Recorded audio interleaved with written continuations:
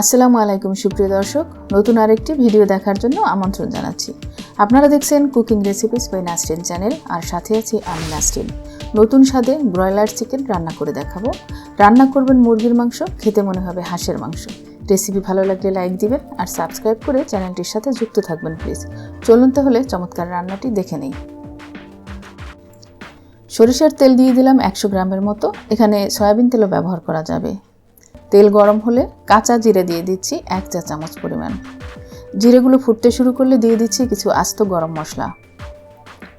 দিচ্ছি একটি তেজপাতা, 3 টুকরা দারুচিনি, একটি কালো এলাচ, 4টি সবুজ এলাচ, 3-4টি লবঙ্গ। এলাচগুলোর মুখ ফাটিয়ে দিয়েছি যাতে সুগন্ধ বেরিয়ে আসে। এবারে দিয়ে দিচ্ছি মুরগির মাংস।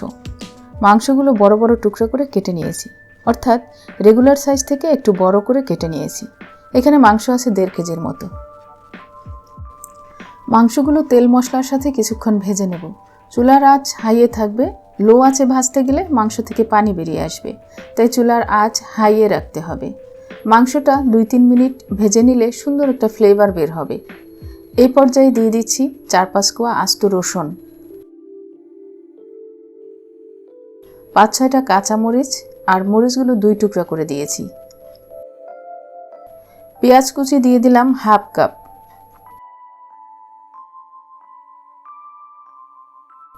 দুইটা টমেটো কিউব করে কেটে দিয়ে দিলাম। এই উপকরণগুলো দিয়ে আরও কিছুক্ষণ কষিয়ে নিচ্ছি।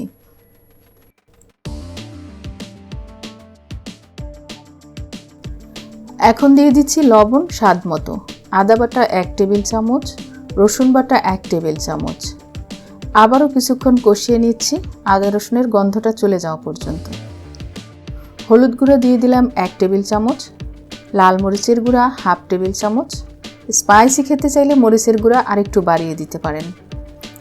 জিরার গুঁড়া 1 টেবিল চামচ, ধনিয়ার গুঁড়া 1/2 টেবিল চামচ। এবারে ভালোভাবে কষিয়ে নিতে হবে। মাংস থেকে তেল ছেড়ে আসা পর্যন্ত কষাতে হবে। মাঝে মাঝে ঢাকনা ব্যবহার করেছি, আবার নেড়ে দিয়েছি। এভাবে 10 মিনিট সময় নিয়ে কষিয়ে নিয়েছি। দেখুন মাংস থেকে তেল আলাদা হয়েছে। গরম পানি দিয়ে দিলাম 2 কাপ। মাংস কষানোর পরে গরম পানিটা দেওয়ারই চেষ্টা করবেন। এবারে ঢাকনা দিয়ে রান্না করব 10 মিনিট।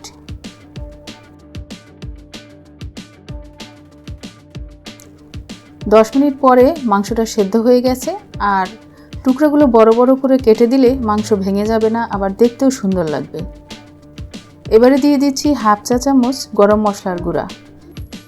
এখানে টালা জিরের গুঁড়া চাইলেও ব্যবহার করা যাবে, তবে গরম মশলা দিলেই বেটার রেজাল্ট পাওয়া যায়। গরম মশলা দিয়ে 2 মিনিট ঢাকনা দিয়ে ঢেকে রাখলাম। এতে করে গরম মশলার সুঘ্রাণ মাংসের মধ্যে প্রবেশ করবে। 2 মিনিট পরে মশলাটা মাংসের সাথে মিশিয়ে দিলাম। এরপরে আরও 5 মিনিট দমে রাখলাম। দেখুন মাংসটা দেখতে বেশ লোভনীয় আর খেতেও দারুণ মজা, অনেকটা হাঁসের মাংসের মতো মনে হবে। আপনারা বাসায় ট্রাই করবেন, তাহলে বুঝতে পারবেন রান্নাটা কত মজার হয়ে থাকে। গরম ভাত বা চালের রুটির সাথে খেতে এই মাংসটা অনেক বেশি ভালো লাগে। আশা করি রেসিপিটি আপনাদের ভালো লেগেছে, আর ভালো লেগে থাকলে একটি লাইক দিন। আর এরকম সহজ এবং মজার মজার রান্নার রেসিপি পেতে চাইলে চ্যানেলটি সাবস্ক্রাইব করুন প্লিজ। সুপ্রিয় দর্শক, ভালো খাবার খান, সুস্থ থাকুন। It good food, feel good.